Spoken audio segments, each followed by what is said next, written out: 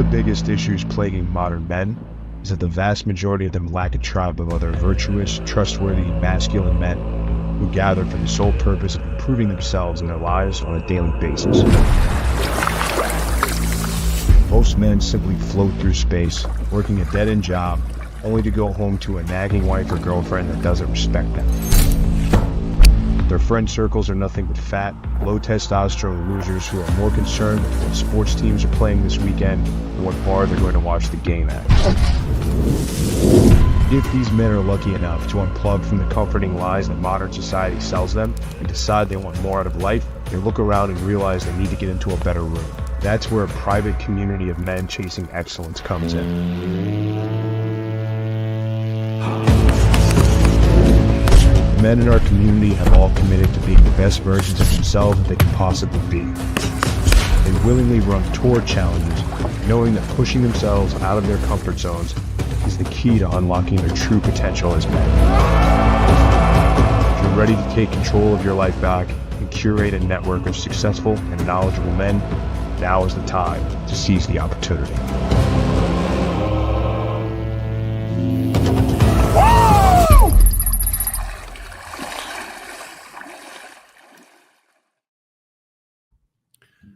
Hey guys, welcome.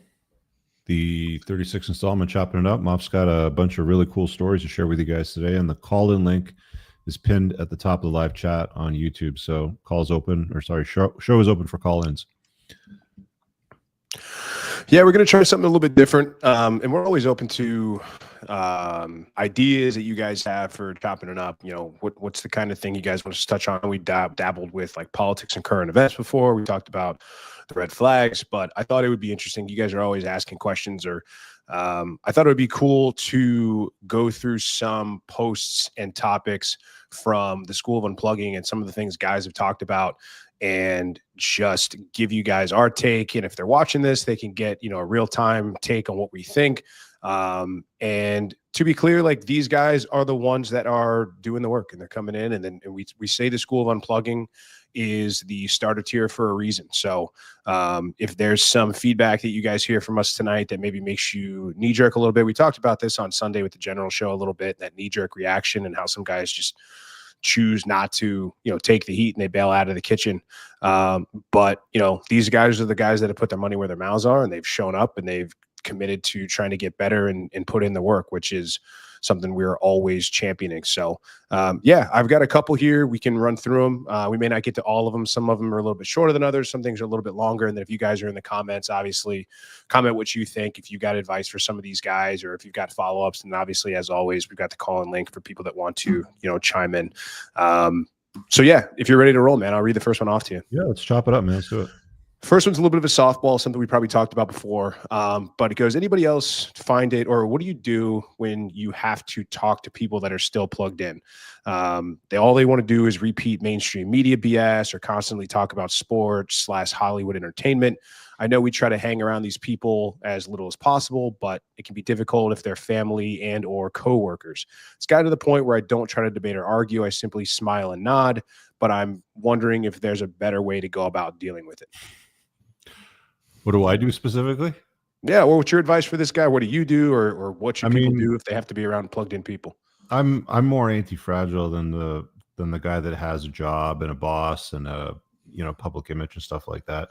So I just say what's on my mind. Like, I usually don't filter much down or water much down. If a topic comes up on something that you know, has crossed my path, that I've dealt with before, that I have some firsthand experience with, I've coached a client on, it doesn't matter. I generally don't hold back. I just say what's on my mind. But I think you have to find yourself in a unique position before you can do stuff like that. Like, you know, you could be in your workplace and somebody says something that you might have an interesting answer to, that might open up dialogue, but it's like, you know, it's just going to put you in the doghouse. So you just bite your tongue and you don't say anything, because usually, you know, paying the mortgage and keeping the roof over your kids' heads more important than being right, or, you know, red pilling somebody, sort of thing. What do you do? Yeah, I'm the same way now, man. I mean, look, I wasn't for a long time. I mean, I was much more recently in the corporate world than you were. 10 or so years. I've only been out of the corporate world a little over, and we actually didn't get a chance to celebrate the 1 year anniversary of the School of Unplugging. That was on June 1st. So that's pretty cool. Nice. But yeah, I worked corporate for a very long time. The last two companies, the one company I worked for specifically, I worked for 2 years, I was pretty much on a team of all women. It was mostly women and like gay dudes were on my team. So that's really what it was. And I'm telling you, man, if you don't have the freedom, if you don't have the ability to say what you want, when you want, how you want to, who you want, then you really are fragile. You know, I was going through that video you posted, or one of the videos you posted about, and there's 3 types. It's like fragile, anti-fragile, and then I think the other one is like robust. Robust. Yeah. But you're definitely not anti-fragile or robust. You're fragile for sure, because anything you can or say, they say will be used against you in a court of law, can be used against you in a court of public opinion, or if you're at a company, can be used against you in front of an HR violation or whatever it is. And it can be things that are in your own private time, not on the company dollar, not on the company dime. They can go through your social media. And that's exactly what happened to me. I flew too close to the sun, didn't do a good enough job of covering my tracks with all of the YouTube and the stereo shows that I was doing and things like that. And they called me in one Monday. It was actually after the hog hunt. So 2 years and some change ago. And it just said, yep, you're done. Found your Twitter account. You're transphobic, you're fat phobic, and you're out of here, basically. And I had done a really good job up to that point, because I talked to some coworkers after, and they were like, they weren't even sure that was really you. They couldn't even believe that you would say some of those things. I was like, oh, I guess I'm a pretty good actor. I don't know what to say. But that's really it, man. Like, you have to grin and bear it. That's it. You know, if your stability and your livelihood is more important to you, it has to be more important to you than, I guess, being able to say what you want to say, or maybe it's not. And if that's the case, then you better develop some skills really fast or really quick. But find a way to compartmentalize. You've got to figure out a way to play the game. And if you want to be free, then be free.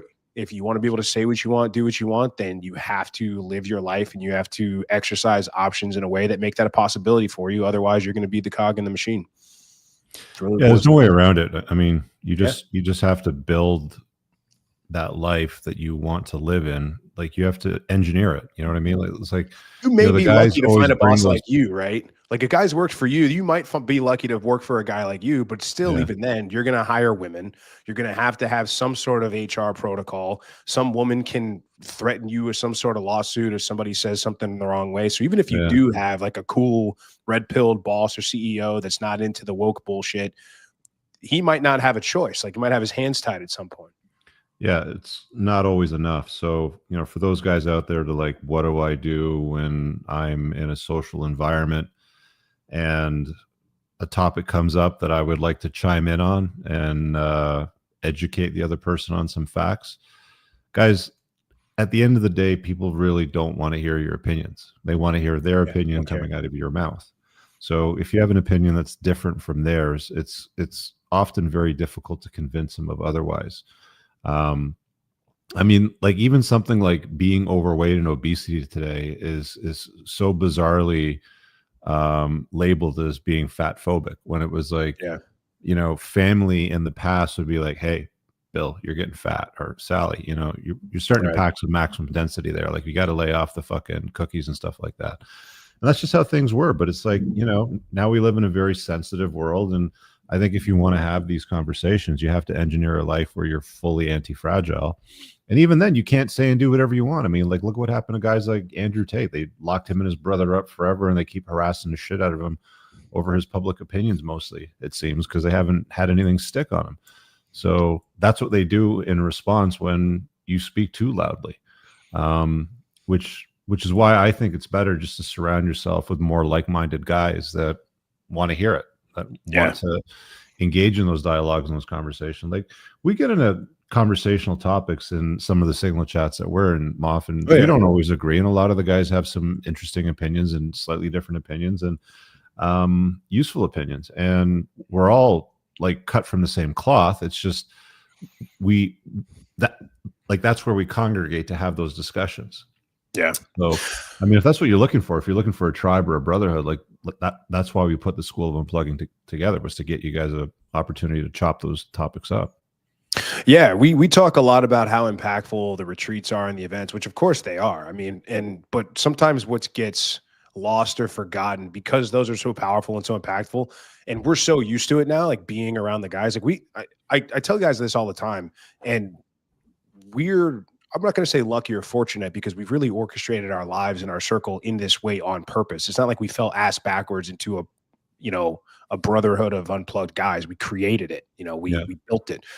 But I say, like, I don't deal with unplugged people. Like, I don't have this problem because I've been extremely conscious and careful about who I allow in my life and who I give my time, attention, effort, energy, resources to. And so that's hopefully the end goal. But besides, even without like the trips and things like that, and if you're like in the school of unplugging, you don't sleep on the benefit of being able to have those conversations without Karen and HR looking over your shoulder, or you're able to say what you want in this particular sphere, or, public square, or at least public in the SOU, so to speak. So yeah, guys even still need that outlet besides the course content, obviously, which is fantastic. And we worked really hard on just having that place where you can just let it rip and let it fly, man. And nobody is going to tone police you or tell you it's politically incorrect or say that you're not allowed to say that. It's pretty, it's pretty open in there. I mean, we're high testosterone dudes, and we know those guys aren't always going to agree, but we're not playing, mom and dad in there policing speech. So if that's something that you've been looking for, it's a good thing we've created for sure. Yeah, we got you. What do we got next? Yeah, you're going to love this one. Right. This one's a little bit longer, having to do with marriage, which I think you might have seen this, but I want to rehash it because I want to get some more out of you. I want to pull some more out of you. This is kind of a long one. I'm in an LTR, which I have vetted the girl for 10 months on a one-side exclusive basis before committing. And I have found that she is good mother stock and has GBD based on a number of criteria. Been with her for 4 years now, including the 10 months. So it sounds like it was 3 years and some change of one side exclusivity. And then I guess he gave her exclusivity. And now it's been 10 months since then. I'm looking to rent a place and have her move in, as my ultimate goal in the relationship is to have kids, probably at least 3. I do, however, want to take appropriate precautions, like put my investments into a trust, get a prenup, etc. I've been thinking about marrying, but I am in Canada, but I'm not sure if there's much of a difference between that and common law. I told her if we were to get married, we'd do it in a different country and not sign off on it with the government. But unless I'm able to move out of Canada, that probably won't help much. It would be important for me to live together, as I want a woman who help me around the house, cooking, taking care of kids, etc. But I want to stay safe in the event either of us would change our minds. What should I do? Offshore my funds, have a trust, keep money in isolated banks that she doesn't know about. For reference, I have about $300K net worth, including property in the US with a mortgage. What do you do there, Rich? I'm going to keep telling you guys, you can love a woman and not live with her. And you can also have children with a woman and not live with her. I don't know why people are drunk on this idea of having to live with the chick and be on each other's feet all the time. You need some time apart for a relationship to work over the long term. And living together robs you of that. So, my friend, you live in Canada, and everywhere in Canada sucks for family law. Common law kicks in after a couple of years. So, what are you going to do? Right? Like, you're. Now, you guys have widespread common law, like in every province, regardless of where. Yeah, I think Quebec's the only one that's slightly different, but across Canada, it's pretty much the same. It's about 2 years. Wow, but it's not long at all. Yeah, I mean, either way, it's like, okay, 2, 3, 4 years down the road, you've got a kid or two. You didn't get married, you didn't have a ceremony, you didn't invite, the state, you didn't have people at a reception. You're still living in a way that looks like marriage. The government doesn't care if we've had conversations with friends of ours before, Moff. Like, we were sitting in Panama outside on the deck. I'm pretty sure that you were there, and one of the guys was telling us, like, look, and he's a good dude, solid dude, amazing dude, makes a lot of money, he's tall, he's good looking, he's competent, he's funny, like, he plays the guitar like a motherfucker, like, yeah, good, solid dude. And it's like, oh, like, as soon as my wife's friends started to get divorced, wouldn't you know it, it just kind of went around. It's like this cancer sort of spreads around, and you can't stop these things. There's no amount of being a good guy, being a good man, being good at being a man, doing all the right things, taking the kids to all their extracurriculars. giving her the D really good, like everything. There's no amount of that is going to assure you any kind of guarantee. So if you're adamant about living with a chick, I would find ways to hedge against the problems that the state will impose if she wants to untie the knot. You want to get into some of those details? I think you should book a private call, but or if you're already in the community, if that's where that came from, just hop on a Zoom call, guys, because I'm on every Wednesday morning, Coffee with Coop for 90 minutes. You can hop in the Zoom call and we can chop that up. It's not recorded. There's no record of it. You know, we can do it in a group session sort of thing. But it's even then, like, it's not smart. You know, you're looking for ways to wrestle with an alligator. You're probably going to get fucked up a little bit. Even if you're bigger and stronger than a small alligator, you're probably still going to get hurt. Right.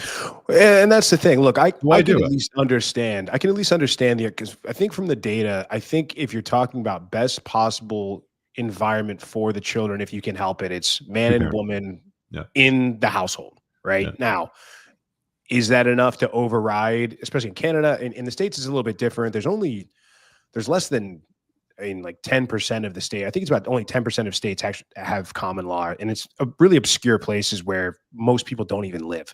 But 2 years is pretty wild. I think most places here it's something like 7. But in any case, so if you're in Canada, man, like then yeah, it's a bad call. Like I think in the US you might be able to get away with it a little more easily because there's no common law in most of the states. But at the same time, you've got to deal with all the other stuff that comes along with living with your chick. You got to deal with what are the 3? It's I can't remember off the top of my head. It's the 80s. What are they? Rail them off. Exclusivity, proximity, and familiarity. So all of that is going to have to come into play. So your game and your frame have to be razor sharp and airtight for this to ever work. You really are. Now, here's the thing that's always skeptical for me when guys because I think guys, and you'll see what I mean because we have another comment or we have another question that deals with GBD, but people are just like, yeah, I vetted her. She's great mother stock. She's got GBD based on a whole bunch of stuff. But now it's never specific, but it's not only that, but you've never been specific about what those things are. It's like, well, how do you know? Like, can you give me some examples and evidence of how she has GBD? Or are you just saying this? Now, this is the thing where hopefully this sounds like a guy who's already made his mind. Somebody comes to me and says, hey, man, like, you have anybody you can recommend for a prenup? And I'm like, so you've already made the decision. Like, do you want to take a couple steps back and tell me why you want to marry this girl or get married in the first place? No, man, just like. Is this the guy in Canada? No, I'm just using that as a hypothetical. Like if somebody were to come to me and say like, hey, you guys didn't do anything about prenups. It's like, so this is the way that my friend explained it to. Like my family lawyer became my friend. You know, we grab lunch every once in a while. And it's like, you know, like the topic comes up from time to time. Like, would you ever live with a woman? Like what kind of, like, what's your scenario like? You know, what does the limit to that look like? And it's like, this guy's a very smart lawyer that's seen a lot of bullshit. And it's like a matter of hedging risk. And it's like, why, like, if you write a prenup, you're writing a prenup because you're living together to try to protect your assets if the knot were to untie. How about just not entering that disgustingly brutal place, but just not living with her and living separately, right? And then you don't have to intermingle and intertwine and create all these like, again, you can love a woman and not live with her. And I don't know why that's so hard for guys to get. I get it, you know, religion, I get it, you know, culture. Sure, everybody tells you just go get married. Cristiano Ronaldo today, he posted a photograph of him and his kid's mom with his trophy. And it's funny because when you look at the comments, everybody's like, "Oh, she's a real trophy. You need to marry her because he's not married his kid's mom." And it's like, right, this guy is like one of the best footballers on the planet, and he's figured out that it's stupid to invite the state into his life. But he has children with a woman. He takes care of her. She's there in the photograph, you know, with a trophy for, you know, for social media, blah, blah, blah. It's like, women want you to do shit and they want you to stop doing shit. And just because they want you to do shit or stop doing shit doesn't mean that you do that shit. You understand what I'm saying? Right? Huge. Sometimes the very thing that's good for her and the relationship is not giving her what she wants or stopping doing what she wants you to stop doing. And you are the guy. You need to fucking set the boundaries and distinguish the differences and just say, this is the way it's going to be. I love you, babe, but this is the way it's going to be. And it shouldn't take much more than just that. But guys, you know, you're going to keep getting married. You're going to keep getting divorced. You know, there's guys that'll come in and read all this shit and have the conversations, and they'll just march in the slaughterhouse and do it anyway. And then you don't hear from them ever again because they go wife up a single mom that used to be a stripper or some shit. It's a fucking story. It's like a new story every other month, man. There's always some guy that gets red pilled, fucks up his life, goes on a good trajectory, and is like, fuck it, I'm going to go back over here and wrestle alligators. Nosedive. Yeah. I wish we were lying. Like, I wish this didn't happen, but you laugh because they're so ridiculous, because you can't make them up. These are actually stories and things that have happened that we've seen. I don't know what to tell you guys. Well, speaking of, actually, I'm glad this is the next one, because, you know, when I was talking about GBD and how do you know, and this is a perfect segue into this next one. Now, we talked about this on the generals a little bit, and now this is kind of becoming SOU lore a little bit. Now, okay.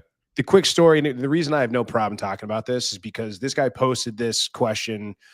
I'm not going to give it all away, but he got a lot of comments that were all in agreement, and he swiftly left after that. He packed his bags, took his ball, and went home without a word. Okay. And you could probably imagine what the response was. So, hey, everyone, I've got a quick one here. My girlfriend is going to Ibiza for 3 months for a summer job. She works in luxury sales. I know he's already laughing. I somehow predict betrayal, but she has shown genuine burning desire in every possible way the last 6 months of dating. What would you do?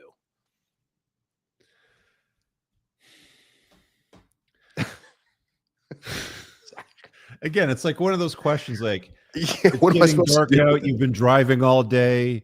You know, you can make some decisions and park your $300,000 supercar in a nicer, safe spot, or you can just park it in the shitty neighborhood and hope for the best. Like, that's basically the same fucking question. Like, let your hot chick go to Ibiza and hope for the fucking best, bro. Like, what could possibly go wrong? You ever been to Ibiza?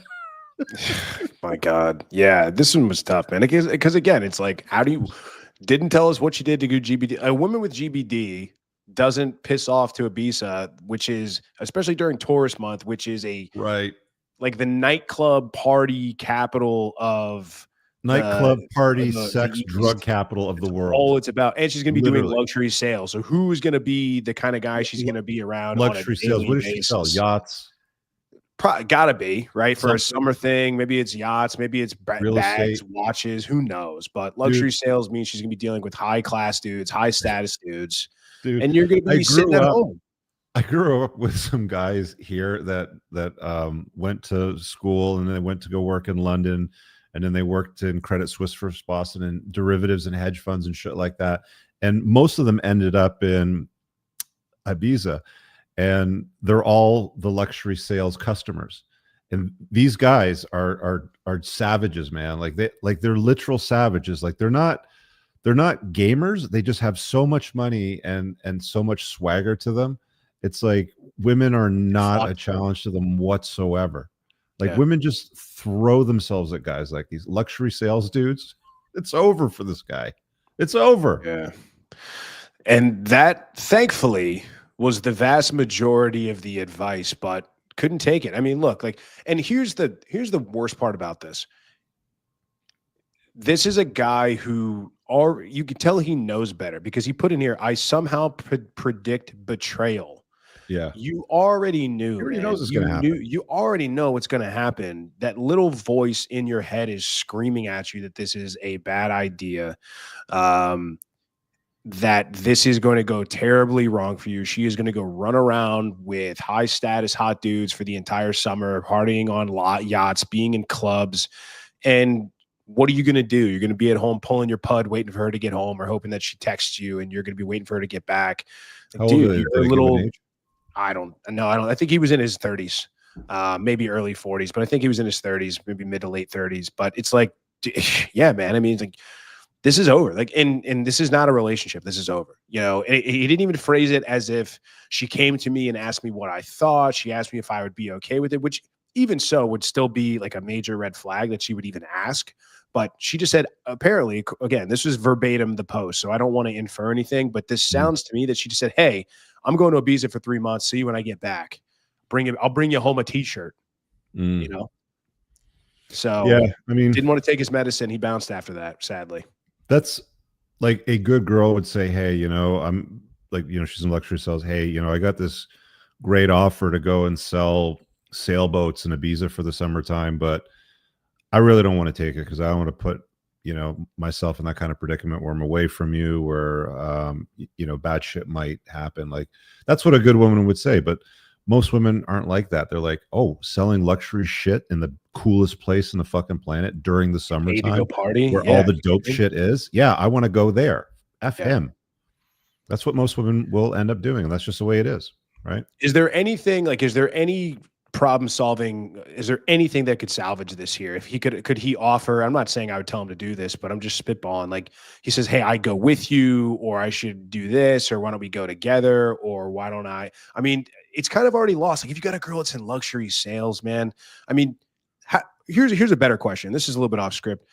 Let's say you do meet a girl that does that, right? You meet a girl that does because you talk about, you know, if you were, you know, raising a daughter, this and that and the other, you would tell her to get into sort of like luxury sales or hang out at the country club and things like that. But marry the fucking first best guy that you can find, not run around and travel the planet. And that's what I mean. Like, how do you get her to understand that she's going to have to shut that off when that first good guy comes along? Is that not going to get into her DNA and she wants to become a boss babe? Is she going to be able to turn that off?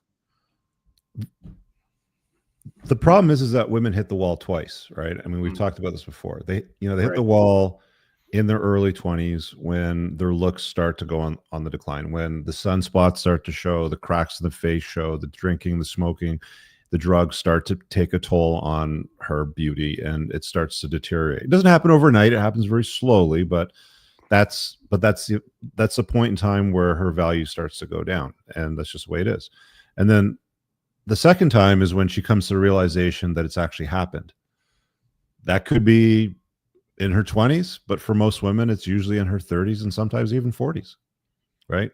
Because it takes a while for them to catch up and be like, oh, I'm no longer competitive. I'm 35 years old, and you know, guys are turning me down for younger women or whatever, and I'm just not as competitive. And that's when they come to the realization that they've actually hit the wall, even though it's a delayed reaction, like, you know, 10, 15 years later or something like that. So like, unless she's been brought up properly with a set of strong boundaries and a good father and, you know, older brothers that were very interested in helping her preserve her value, it's a conversation that's going to fall on deaf ears more often than not. Run, don't walk, man. I mean, understand that it's over. Have fun, man. Cyndi Lauper wrote an entire song about that shit. Jeez, and it swept the country. Now it's a hit. Now it's a classic. And it's even worse today because, you know, you have all these pop culture things like, you know, the Barbie movie and all these things sort of like convincing women, you go girl, don't let a man hold you down or whatever. It's just like, it's just getting more and more difficult to rein these gals in. So, I mean, if you're a guy dating a gal that's in luxury sales, I'm the one telling women, get into luxury sales and find a high value guy, marry him and have his kids, right? Like that would be a smart move for a woman.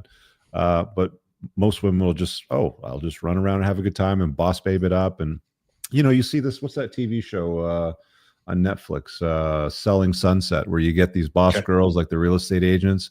They're all objectively good looking. They've had every piece of work they can possibly do done.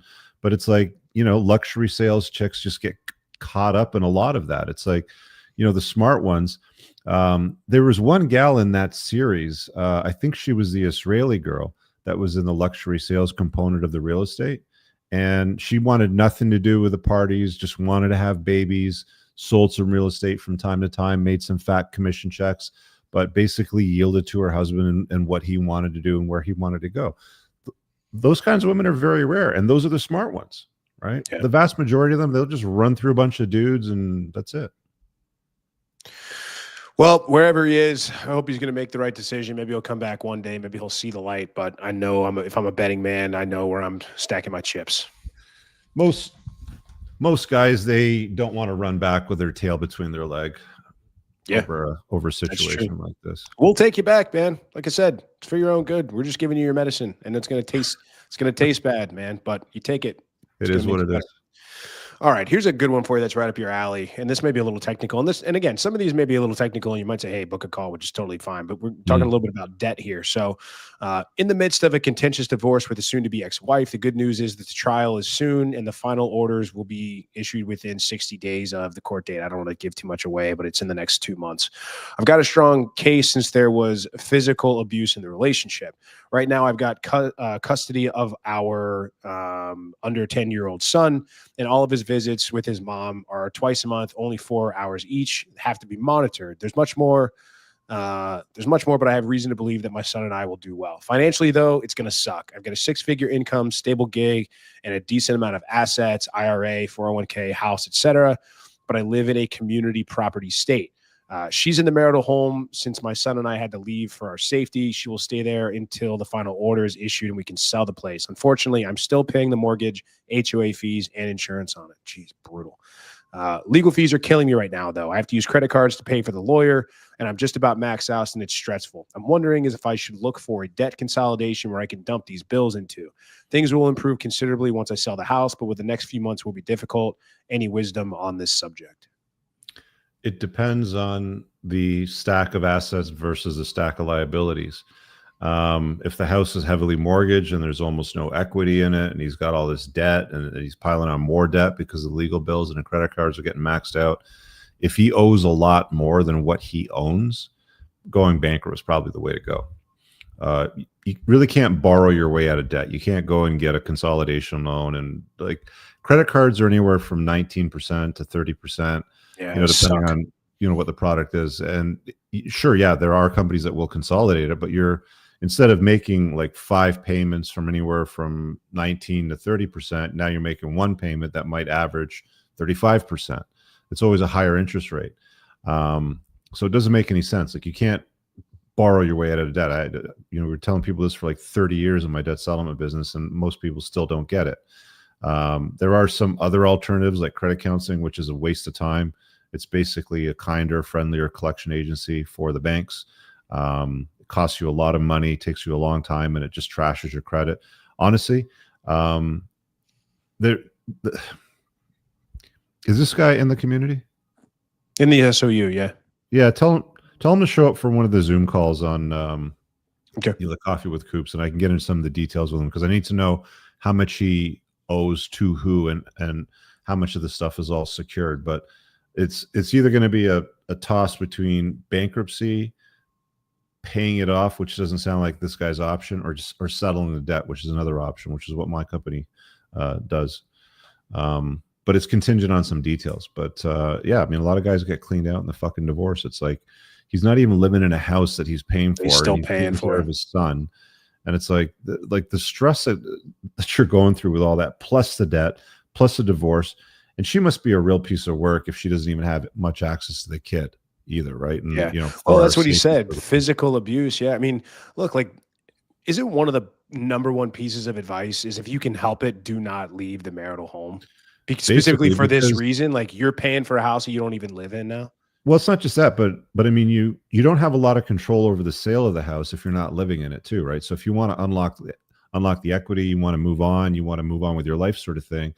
If you're not in that matrimonial home and you've moved out because of whatever reasons, now all of a sudden you have to have the court compel certain choices and decisions that you would have had control of, being in the house.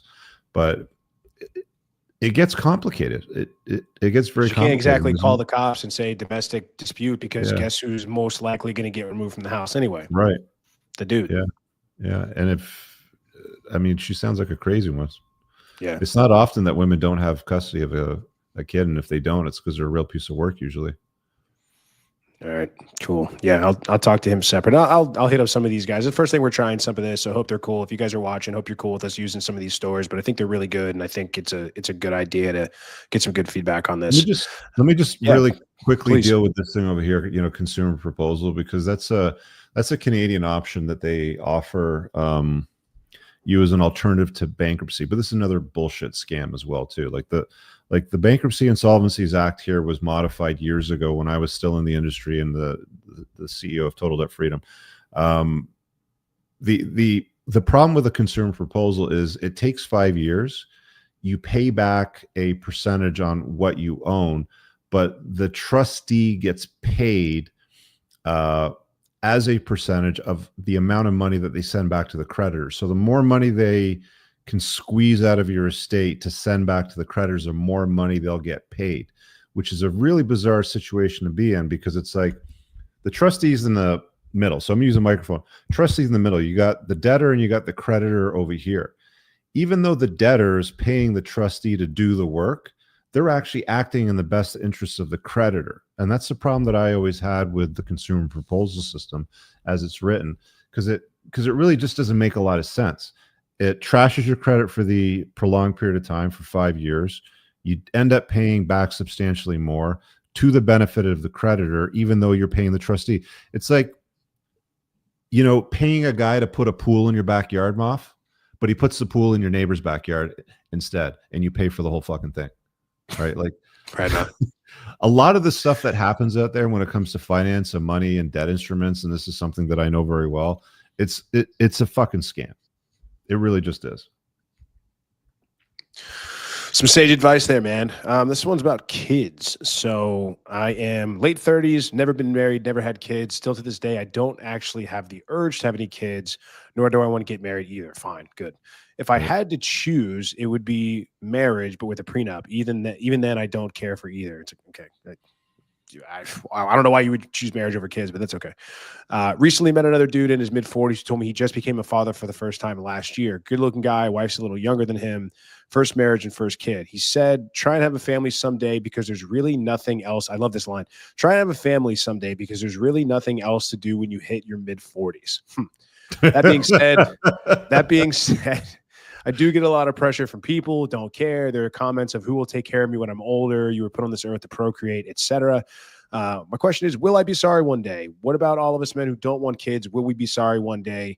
And then for your current fathers, what's your take on this is in regard to your own children? I mean, you can have kids at pretty much any age. Didn't Al Pacino and Robert De Niro just have a kid in their 70s or 80s or whatever? Lots of, not lots, but there are men out there that have children well into the autumn years of their lives. Women can't do that. You know, they have a much shorter runway than what men do. Now, that being said, I'd like, what's your money situation like? Because if you have money, it doesn't matter. I mean, you could be 60 and have a kid and you hire a nanny and, you know, you date you have a kid with a younger woman. She'll have a lot more energy than you. You're probably not going to do like change diapers or deal with the crying or any of the wake ups in the middle of the night or feed, none of that shit, because you're older. So if you have money and you have authority and you have, some strength in a relationship, I don't think the age really matters, but you have to have all those things aligned with it. But if you're, just scraping by and you're a 50-year-old guy and you all of a sudden feel the need to have a kid because you want to leave something behind or whatever, you're going to have a hard time finding a woman that's going to take you seriously. You might find like a 41-year-old chick on a dating app that, was a professional boss girl and has a pretty good job making good money, maybe the same amount as yours, maybe more than you. But those relationships suck, man. It's like, you're both old parents. Both of you don't have energy. She wants to have a kid because her eggs are drying up, and that's it. That's like, the last couple of years that she's got to do it. You're probably just good enough at best if you're lucky. And then what ends up happening? You end up like one of those guys, 5 years down the road, and she's like, fuck this, I'm out. And she gets custody, alienates you from the kid. You don't even see the kid that you were so amped up about having because you wanted to leave something behind. There's so many variables there. It's like your best ROI on time invested is on yourself. Chasing excellence, not women. Put a dent in the universe, because if you do change your mind and you go from I don't want to have kids to I want to have kids, you've got a lot of money and you can do it in a way that works for you. And you can have it, put her up in a house and have her look after your kid over there. Have kids with multiple women, spread the risk out a little bit. That's what a lot of the very, very successful guys do now, right? They don't just have kids with one woman because it's like the risk level is too high, and they don't live with them and they don't marry them. So, there's different ways that you can do things, but if you're not feeling it, don't do it. Like, why do it? Because your friend goes, what else are you going to do when you hit 40? A lot. Like plenty, dude. There's lots of Like, cool shit. You know how many guys I know? Good. Like, yeah, that's what's nuts. It's like that's a guy that's coping with his decision. He's saying, "Oh yeah, there's nothing you can do in your 40s to have kids." It's like, no, dude. Like, and yeah, I think stay in shape, make money, all that sort of stuff. Do that anyway. Like that's a non-starter. You should be doing that anyway because your quality of life is just going to remain high. And then it's also like a way to hedge your bet. Like you may want to have kids one day. Now, I don't know. I don't know a lot of guys that never wanted to have kids, never had the pull, and then one day it just hit them like a bolt of lightning, and they all of a sudden were like, "Oh God, I need to have children." I've seen it before with a couple guys, like even in their 60s, man, like just all of a sudden, like, have like baby rabies. Yeah, really interesting. Yeah. Okay, yeah, huh? So maybe that happens, and if that's the case, like hedge your bet, and you knock two birds with one stone. You could be a jacked rich dude who lives the rest of his life and can live to be 80 because he's healthy, and then all of a sudden, like, but if you're 60 and good looking and loaded, you're not going to have a problem scratching that itch you want, right? But if you fuck off for the next 20 years and you let yourself get out of shape and you don't make any money and all of a sudden you want to have kids, it's like your options are going to be extremely limited. You're probably not even going to live long enough to see him graduate high school. So you're going to screw him up anyway. And you probably won't even be able to get a girl. Nick brings a really great point here. Find a girl who's young enough to have the energy for the kids. You don't want an older mother. So that would avoid a lot of issues. So yeah, absolutely. I was also going to say like that comment that made me chuckle about what else are you going to do in your 40s because you've already done everything sort of thing, like, you know, just have kids and stuff. And it's like, what they don't tell you is the first couple of years of babies' lives suck. They suck. You can't fucking talk. Like, you have this just keep the kid alive. That's all you got to do in your house that screams and shits and throws food and is never content. It's very difficult. It's not rewarding for the first couple of years. Yeah, when they get older and you start doing things with them, and it's like, you know, that first game of Connect 4, or you go for a bike ride and you teach them how to ride your bike. All those moments are awesome, sure, but like the first couple of years, they suck. So anybody that's like, oh, you know, I just had a kid and, you know, I'm 44 and what else are you going to do with your time? Bull fucking shit, you lying sack of shit. You're not having a good time. Nobody has a good time in the first year or two. It's very rare that you get a fucking baby that's just sleeps all night, pleasantly sits there and doesn't scream and cry. Very rare. It just doesn't happen that often. I've not seen it that much. Right on. We're about through half of them. Do you want to run ad reel and do call-ins? You want to keep rolling? What do you want to do? The call-in link's pinned to the top of the live chat. So if you guys have a specific question, you can do that. You want to run the ad reel and we'll come back and do a couple more. Do you have it over there? Yeah, I'll grab it. All right, hit it. If you're someone who's gotten value out of the Unplugged Alpha channel and its accompanying best-selling book, then consider taking the next step in your unplugging journey and joining our exclusive community for Unplugged Men. Our community is made up of 4 distinct tiers. The School of Unplugging is where you'll find over 45 hours of content around dating, fitness, making money, increasing your testosterone, and more, along with weekly Zoom calls with Rich, Moff, and their hand-selected team of experts. If you're just starting out on your journey or you need a refresher of the basics, this is where to begin. The School of Entrepreneurship contains all of the content and Zoom calls from the School of Unplugging, plus Rich's flagship course on entrepreneurship, and an additional monthly call where Rich will personally evaluate your current business or prospective business ideas. Whether you're a current entrepreneur looking to take your business to the next level, or a hopeful entrepreneur looking to build your network and get specific and targeted coaching around your business ideas, the School of Entrepreneurship is for you. The Unplugged Brotherhood. Formerly known as the 10%, if you are looking to be part of a brotherhood of men who believe that putting themselves through physically and mentally demanding events in order to grow, then look no further. This tier is where you'll find in-person meetups that will test you and force you to grow alongside other members to create bonds that will last a lifetime. Finally, the 1%. The most exclusive tier of our community is where you'll find the top shelf men who have maxed out the 7 spokes of looks, money, status, captivation, frame, unplugging, and game. This is where you'll find exclusive high-level networking events, masterminds, and access to the best of the best. And last but not least, we're a global community with members in nearly 30 different countries across 5 continents, and we're growing every day. Go to entrepreneursandcars.com/community for more information, fill out an application form to which tier interests you the most, and book a call to see if it's a mutual fit. We'll see you on the inside. Nice. All right, the next one. All right. Here's a good one. I like this one a lot. So, I'm in my early 20s, athletic, charismatic. I make an average of 10K a month doing fitness coaching. I live in my own apartment with no roommates. Think I've got some good style, masculine energy. But despite all that, I still have a voice in my head whispering that you're insecure and you're really not that successful. I self-manage extreme GERD, which I think is like acid reflux. Good, yeah. GERD and some anxiety. And when they flare up, I feel out of control. My mind goes dark. You're still weak. You're just a fraud hiding behind your money and your daily habits. I grew up with a loving mom, but my dad was absent, angry, and constantly chasing women, 3 divorces, and then passed away shortly after marrying another single mom. Didn't have a lot of real friends until I was 18. And even now I feel like I don't fully fit in with either the crowd I left behind or the one that I've sort of leveled up into. I'm just looking for some real perspective from the older guys who have been there. You guys are doing the right things, building your life, but what happens when your mind still tries to sabotage you? Maybe not necessarily looking for action steps, but more perspective from guys that have been through the same thing. There's a really good book that I'm revisiting called Psycho-Cybernetics by Maxwell Maltz. You want the most modern version with Dan Kennedy adding his insight.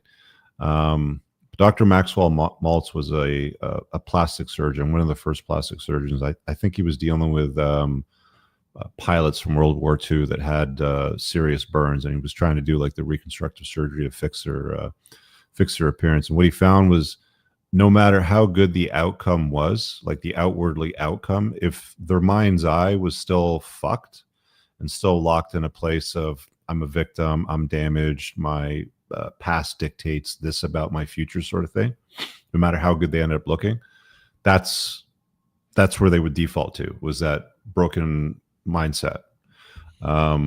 It's a really good book. I think everybody should read it. I'm sort of going through it because I read it like 15, 20 years ago. It was written in the 60s or something like that.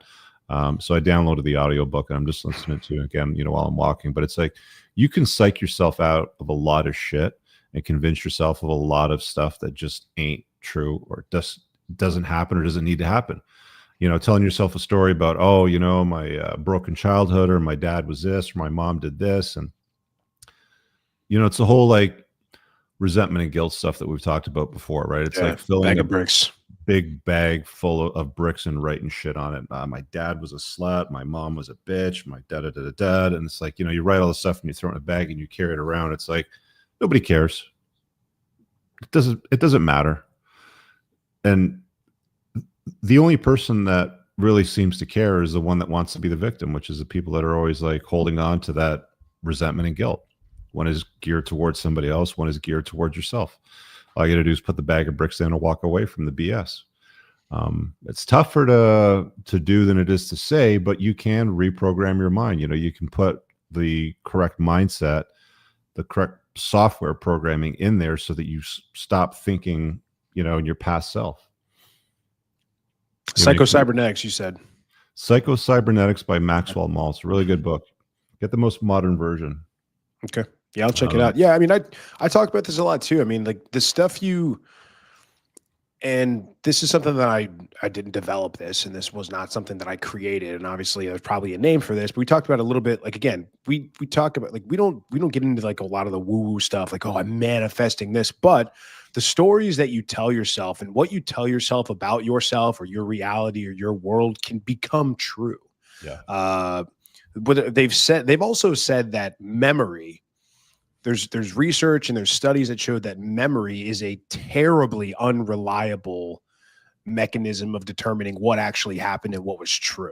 That your interpretation of past events using just your memory, I think they used 9/11 for an example. They ran a study. They said, hey, like, they asked people where they were on 9/11 20 years ago, 5 years ago when it happened. And then like another 20 years later, they asked those same people again. And the stories were completely different, like off the reservation, different people, different time, different place, setting, etc.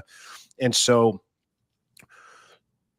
if you are continuing to hold on to these patterns, and like you said, you're saying my dad was this, my mom was that, because of XYZ, I am therefore ABC, you are creating the narrative and only reinforcing something that doesn't serve you.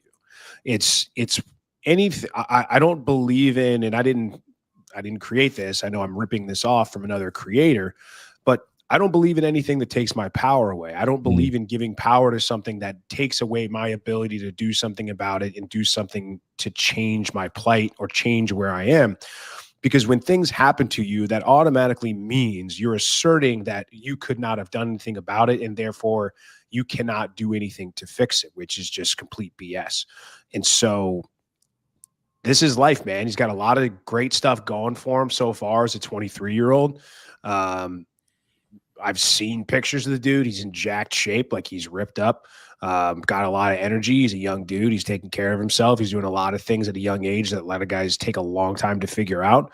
And you're right. Like, he's got to change some mental models. He's got to start telling himself some different stories. He's got to create sort of a new reality that he gets to be the hero of, as long as it's within reason and it's not out to lunch. But yeah, you've got to be very careful about the stories you tell yourself, because they become your reality, man. And 99% of the time, the stories that you tell yourself ain't true in the first place. Yeah, it's been said that you should never believe a prediction that doesn't empower you. Right. Right. So, I mean, if you're, if you're telling yourself over and over again that you're not worthy of success, wealth, beautiful woman, good friends, nice car, whatever, you're going to keep doing things that will, sabotage what it is that you're saying that you want. People say, oh, I want to look fit and healthy. Like, I want to be healthy. And then they'll go out and they'll buy like a big bag of ho-hos and order an extra large pizza and slam that thing back with beer and just sit around all weekend. Right. So it's like, you say one thing and do something else. As we talk about with relationships and, with women, it's like, believe what she does, believe her choices, not so much what she says, believe her choices. Same thing with people. I want to be fit and sexy, but they eat crappy food and they don't exercise. Right. Yeah. 100%. Yeah, this is a good question, man. I'm glad we talked. Here's a little bit of a lighter one. We got a couple more. Here's a little bit of a lighter one. We talk about this sometimes, but talk about music. So I was raised on country music and gospel, and I used to listen to a lot of country for most of my adult life. But after my unplugging, I realized most of that music has pussified men into bending over backwards for their women in every single song, and it started to make me sick. I switched to progressive metal because I listened to that as a teen, and then of course classic rock. I'm curious what you guys think and what your go-tos are. Yeah, once you unplug, it's very difficult to listen to music the same way again, because a lot of it is like, put her up on a pedestal, love her to death, she's so awesome, her poo smells like roses, But I mean, like, a lot of the lyrics in modern songs are very simpy, and he's right. Like, heavy metal kind of isn't, rap kind of is, well, not all of it, but I mean, like, like the hardcore, like gangster rap, type of stuff really isn't. So like, I'm kind of selective about the sort of music that I listen to. Like, I listen to EDM a lot of the time when I'm at the gym. There's nothing simpy about that. I got a playlist with heavy metal, like headbanging stuff, nothing simpy in that. So it's like, listen to the kind of music, that you like. I mean, if you take the Led Zeppelin box set, there's some simpy shit in there. Right? Sure. But Led Zeppelin's one of the best bands fucking ever. I mean, if you don't like that particular song or set of lyrics, skip over it, go to the next song. It's probably even better. Yeah, this one's tough for me, man. Like, music got me through a lot of tough shit when I was a kid in early 20s. And yeah, it has just a power, man, that is hard to explain, especially like breakups and stuff like that. So because you have your feelings and then you listen to music and you're like, oh my God, he wrote this about me. And it's that rumination. So for me, I actually listen to a lot of the same stuff that I listened to before. I like singer-songwriter stuff. Yeah, man, I'm big on classic rock. I like metal when I'm working out. I never got into like the house and EDM stuff. I appreciate people that know the ins and out of music theory. Like, it's not just grab a laptop and you can be a DJ. You need to understand intervals, you need to understand tempo and dynamics and all that sort of stuff, and have a foundational sort of knowledge on music theory. But, taught myself a little bit of piano, took guitar lessons for 7 or 8 years, but mostly played the acoustic. Like, the acoustic's always off the shop, but the acoustic electric's behind me, but you got the Epiphone SG behind me here. So never like was a huge rocker, like never wanted to do big, crazy face melting licks or anything like that.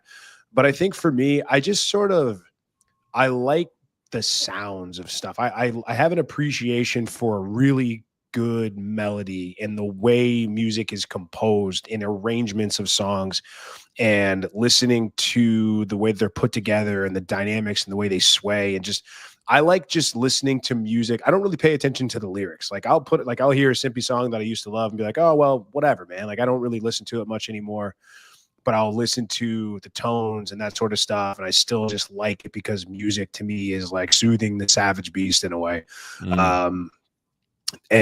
So like I like female singers, man. I like chicks that can wail. I don't know what it is, but like a chick that can sing, it's just soothing. Really? And I'm telling you, man. Like no, like I said, I can listen to the headbangy thrasher stuff like when I'm in that kind of mood. But did you ever get into listen to music? Yeah, a little. No, not a ton. I mean, "Wish You Were Here" is one of the first songs I learned. Okay, so like I like that mellow stuff, man. So there's a track. I mean, if you like a chick that's got some vocal cords on her, there's Pink Floyd's what the hell is it called? Delicate Sound of Thunder. So it's a live album. Just download the whole album. There's one track on there. I can't remember what it's called, but there's 3 gals that do the vocals on it, and they fucking rip it like really good. Like I know your style of music, man, because I've seen you play the guitar and sing. Like you'd love this album. It's probably one of the best albums ever. Right on. Yeah. So I it's like I couldn't get away from it completely. I like listening to that kind of stuff, but I just like appreciating music for like art itself and that sort of thing. So it's I had another point I was going to make, but I couldn't remember. But I do like lady singers, man. I don't know. I've always liked it and enjoyed it. And I think that's just something that I find cool. Plus, like, I love doing stuff that I can pick up on the guitar and I can like pluck along, or I can just play some chords. And what I was going to say, you know what sucks? Like, what really sucks for me is ever since I got on TRT, I can't hit the high notes anymore. My voice dropped, man. I can't hit. I used to be able to get up there, boy. I actually like, man, this is like some deep Moff lore. Like nobody knows about this. When I was in college, I tried really hard to get into those. People are gonna rip me for this, but that's fine. I tried really, really hard. I was like obsessed. I wanted to be like an acapella dude so bad. I wanted to get into the acapella groups and sing and that kind of thing. And then I actually found a local group that did barbershop style stuff. And I was the youngest guy there by like 50 years. All these dudes were like in their 60s and 70s singing about Coney Island Baby and Tin Pan, Lend Me Your Heart or whatever. And like an old video came up the other day of Facebook. I had a quartet, me and 3 other guys. And I was like, man, I don't even sound like that anymore. And I couldn't sing that if I tried. But yeah, so I've gotta find some songs with a little more bass in them. I can't get up there like I used to. All right. Okay, what do we got? We're still good on time. All right, let's see. 2 more. I'm going to go to this one first because it's kind of shorter, and then we're going to round out with one I think that's a little bit more in depth, which is what we're talking about here. But this guy says, before I got married, I went through 1,000 banetization by 1,000 concessions. I had a 3 strikes in your out rule. I.e., you do things I disagree with and you get a strike. 3 strikes, I would break it off. What do you think about this strategy? Is this a good system? What do you guys think? What, like as far as dating women and vetting? Is that what he's asking? Yeah. Like, do you think even having a 3 strike rule is a good thing to have? Is that a good way to manage the vetting process? Why make it 3? Why not 2? Or 1? Yeah. I mean, 3, you're kind of like, you're basically saying like, I'm putting up with shit. You know what I mean? It's like, what's the old saying?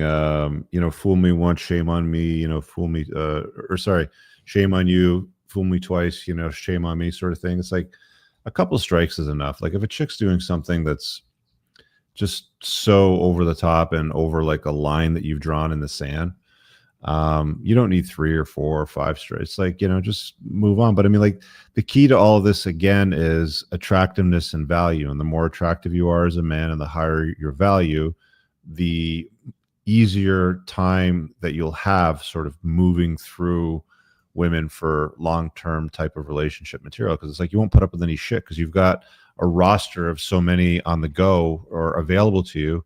You won't even have 3 strikes. Like if you're doing 3 strikes, you probably don't have much optionality. There you go. If you have a lot of optionality, you're probably doing like 1 strike and get the fuck out of here.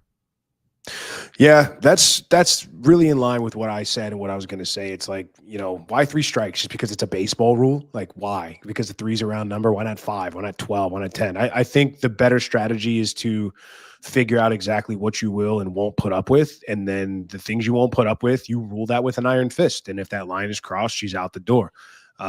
Because then it's like, well, what determines a strike? Or because there's some infractions that are super serious. What if she screws around behind your back? Or what if she gets disrespectful or gets violent? Is that just 1 strike? Is that 2? Is that enough for all 3? So if you're using sort of this arbitrary system that doesn't really hold water, or are rules that you really are half baked, it just doesn't really serve you. So, I mean, I think maybe for somebody that's just trying to start out, it's kind of like drawing boundaries light. This is a guy that's not ready to just send a chick packing if she does something that he doesn't want her to do. So this is a way to say, oh, well, I'm drawing boundaries. You got a little frowny face next year. You didn't get a gold star today. You got a rain cloud or a frowny face. And when you get 3, then you're going to go to detention or whatever. So it's better for guys just to figure out what boundaries they want to draw those, and then just ruthlessly abide by them, I think. Yeah. Again, guys, your time is better spent on yourself, leveling up yourself, making yourself more attractive, more valuable, because just dealing with women becomes easier. You don't put up with as much shit. You don't have to give them 3 strikes or 5 strikes. You're just like, right. Fuck this, Indeed. All right. Last one here. I think this is a good one. Back to GBD. Like, guys always want to talk about GBD, which is great because I think there's a lot of misconceptions around it. I think guys really need to understand what it is. So my LTR has GBD most of the time. I figure that women are hormonal and they go through their phases, so some of that is expected. She sometimes pulls back, doesn't jump my bones when she knows I'm focused on a big project or making time for myself. Our last time together a week or so ago, it was 3 rounds of bedroom Olympics, and I did things that she never thought possible. She knows that I'm working on some really big projects and that I'm working a lot, and I have my kid this week, and that takes priority. So when I tell her that I'm free this afternoon, and I also know that she's free this afternoon, and then she hesitates and doesn't have the GBD symptoms, it just makes me wonder. I actually know that she's ovulating, and this is usually the week that we really go to pound down. These periods of withdrawal happen every few months where she's just not making the effort, doesn't express GBD. She's not BPD, and she never reacts negatively when I'm busy and doesn't throw hissy fits or blame me for anything. She's a quiet girl, but she can be an introvert sometimes. I haven't been spinning very many other plates recently because I'm focused on 2 businesses and my kid and my own personal well-being with health, fitness, cooking at home, etc. But I'm going to put a little more effort and spin a few plates just so I don't get fixated on this. Last thing I need to do is try to convince an LTR to jump my bones. Not happening. 5-minute rule is working just fine. But I would love to hear what you guys have to say about fluctuations in GBD. I mean, if he's actually tracking her cycle and he knows that she's ovulating and she's not interested in him, that's not a good sign. Right. Like she's interested. It's just she's not interested in him at that time. Right. And but I mean, like, women are also very fickle too. Like they'll throw themselves at you, and you'll think the world of them for whatever period of time, and it's like you'll say or do something that they don't like, and then they just revert back to the little bratty kid, and they kind of go cold, and they get a little quiet on you, and they take away some attention from you, and they stick it in their phone or their screen or something like that. And that's just what they do, right? And it's like you can spend all this time trying to figure out what you might have done that, changed her mood or her behavior or whatever. It's like, why? Like, why do you even care? And the only time that you care is when you're not cultivating optionality. When you have optionality available to you, you're just like, I've extended the invite. You're not interested. Okay, fine. I mean, if you're spinning plates or you're entertaining other options, good. You probably won't care that much. And that comes back to those 3 itties again, right? Like proximity, familiarity, and exclusivity. And the more of that you have with an LTR, the more often you're going to end up in situations where it's like, it's that time of the month for, and she's ovulating, and you think that you'd be getting it on, but you're not. Okay, she's not interested. Yeah. What's your next move now? Right? Like, what are you going to do? Yeah, I think guys get again. I think this is a good opportunity to redefine GBD because I think there's a big difference between a chick who is just like a girl can have GBD for you, and you say something that pisses her off, or you say something she doesn't like. It doesn't make the GBD go away. That makes her just like yeah, go on her phone or just Hissy piss fit, off yeah. her and have a hissy fit. But a woman is if she's got GBD, these ups and downs, sort of hot and colds, especially if she's cold during ovulation, like you said, not a good sign. That does not reveal itself as GBD to me. I don't. When we talk about a woman's either got GBD for you always, or she doesn't have it at all. I don't think there's these like fluctuations. I think that when guys really want to experience this GBD, it's like, man, she has got to want to jump your bones so much and so often that it's annoying. Like it's pissing you off. You have to like stiff arm this girl to get her away from you so you can actually get some shit done.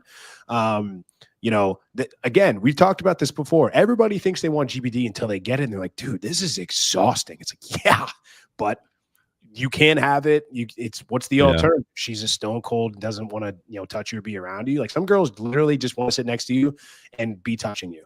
They're just like, oh, I need to have my hand on your leg, or I need you to like. Yeah, that's enough for her just to be in your presence, right? Yeah, and it's like that's GBD. Yeah, you're right because there are times where it's like, okay, this is a little too much. Like I've had myself in a situation where it's like I would literally get up out of bed in the morning early because I was exhausted from the bedroom Olympics, the day before, and it's like I need some time to take a break here, and I know that she's going to jump me in the morning, and it's like I have to zip out of there. So it can get tiresome, and it can get burdensome when it's heavy, but when you have it, it's like she'll do anything for you, man. Anything. Like, do me solid and pick up my dry cleaning. Can you run that load of laundry through for me? Can you make me a sandwich? It's like no hesitation. Yeah, what do you want on a sandwich? You want mayo on that? No problem. It's like it's great. So I get that guys are trying to have it as often as possible, and I understand it. Like I like it too, of course. But there's going to be times and places where it's just like, she's just not going to be responding positively because of something or whatever. It's like one of those things, like you can rack your brain trying to figure it out, but it's like, who fucking cares? You said or did something that she didn't like, or she wants you to stop doing. And it's like, who cares? Who cares? Like, fuck, like you can't be perfect all the time for her. Right. And some of that stuff that you're going to do that she may not like, again, I said it earlier, might actually be very good for her and the relationship. So have a Coke and smile and shut the fuck up, as Eddie Murphy once said. And look, it sounds like he's doing the right thing. He's already making the action plans. Like, I think I just need to spin up another plate or two so I don't get bogged down with this and fixated on this, which is a good strategy. Optionality's good. It's a good strategy. It's a good strategy. Just make sure that you're not going to continue promoting this woman to more exclusive status, or you're putting a ring on or moving into your house or whatever it is, if she continues to exhibit symptoms of fluctuation in GBD. Like you just got to know where she's at and place her accordingly. Item number 17 on the red flag list is hissy fits, right? And if her behavior with you is up and down, it's like a roller coaster, and you'd think that she'd be responsive and wanting to be in your presence and be intimate with you because she's ovulating, but she's not, because she's throwing a hissy fit over something else. You just have to fucking deal with the red flag. Indeed. We had one more here. Actually, we got a super chat, and this is actually for another member. So, asked Moff a question at SOU about living separate from a kid's mom. He said that single mother households are not good for raising a kid, and I agree. But Rich says not to live with a woman. So, where's the line between a non-single/single mom? So, I think he's like, and no, correct me if I'm wrong. I think the question here is more you're asking is, how do you rectify not living with a chick and raising a kid and having that be the worst environment for a kid at the same time? Here's what I do if you're looking to have a kid. So if you've got the financial means, have the kid, put her up in a decent place, go and visit a few times a week, especially, it's your kids, it's your girl, take care of them, go to the park, do some shit, give her a little bit of break, play with a kid. But living separately, especially for the first few years, and during the early years, the kids suck mostly anyway. They're just crying and screaming, and like you're not getting any sleep. There's just a lot of chaos going on. I did did a Zoom call with Tristan Tate years ago. It's on my email list. If you guys aren't on the email list, it's entrepreneursincars.com/red-flags. You'll get a copy of the video. But it was a private Zoom that I did with him, and he was basically talking about how he's got multiple kids with multiple women. It's like, Monday night is her night and Tuesday night is her night and whatever. And it's like, I've talked to lots of guys about this. There was another guy down in Australia. He's got, I think he's got 7 wives, if I'm not mistaken. And it's like each wife gets one night of the week with him, and they all have their own rooms in the house, and they all have tasks and chores and things that they have to contribute to the house. It's very structured. But if you're a top shelf guy, like, you can do these things. You can say, look, babe, I love you, but I'm not going to live with you and the baby. That might change later on down the road. In fact, it's probably not a bad idea to spend more time with your kids as they get out of the toddler years, and you can start, having conversations with them and setting boundaries and teaching them shit. But if you start living with her, family law is now, held over your head. That's one of the reasons why the Tate brothers live together, is they don't have to deal with any of the chaos that comes with living with women. That's why they live with them, with their brothers and their friends and shit like that. And they're more productive, and they clearly make a lot of money doing whatever it is that they're doing. But it doesn't mean that you can't love your children or love the mother of your children, right? Or the mothers of your children, if that's the way that you're going to go about doing things. But that takes money, that takes captivation, that takes a level of, influence that many people don't have. Like the average guy with the average girl, if he's like, working at Staples as a, location manager or something like that, he's going to have a hard time telling a chick, oh yeah, you're just going to live over there and I'm going to live over here and I'm going to come. You probably don't have the money to run 2 households, right? So it's contingent on a lot of things. Yeah, the easy way is almost never the right way. And that's the thing, man. A lot of these guys are taking the easy way out, and they're just getting married and shacking up and doing this, and we're seeing what's happening. So, if you want exceptional results, you have to be an exceptional man. You've got to be an exceptional person. You've got to make exceptional money. You've got to be exceptionally captivating and charismatic, all of these things. So, yeah, like, you have to be all of these things and be always improving if you want the best possible outcomes and the best possible relationship. Never said it was easy, man. That's really what it boils down to. So it's possible, but it's going to take a lot of work. But what's your alternative? Being another dude that just marches into the slaughterhouse and he has a 50-50 shot of his parachute opening, jumping out of a plane? Ain't going to be me. So yeah, that's what you got to do, man. That's all I got. That's everything. Buttes, man. Those are some good ones. Good stuff. What should we cover? Just almost an hour and 15 minutes. And again, guys, we're going to leave the call-in links for these shows. So if there's anything that you want to chop up or table, if you just want to listen, that's always cool too. But there's also on the website at richcooper.ca, if you guys want to sponsor a topic, you can go in there, fill it out, you make the submission. I can record it in the car if that's where you want it, or we can do it on one of these shows. Lots of opportunities for you guys to get your questions in. But I like this format, Moff. If you want to bring these, yeah, let's do it. Stuff like this pops up, we can certainly dive down those rabbit holes. Cool. All right. I guess we'll wrap it up on that note. Ladies' night's tomorrow night. What time? 7? Yeah, 7 p.m. And then we're doing, I talked about this on Sunday, but we're doing a after show Zoom call. So anybody that's in the SOU, you've got to be in the SOU to participate. It's going to be 9 a.m. Eastern. We're not going to share it out. 9 p.m. We're not going to share it outside of the SOU. So if you want to get in there, come in the conversation, hang out with us after the show, give us your opinions, ask questions, all that stuff. That's the way to do it. And then obviously you get access to all the other stuff, the Zoom calls, the content. This is just another perk. All right. So you can check that out. entrepreneursincars.com/community. That's it. See you guys.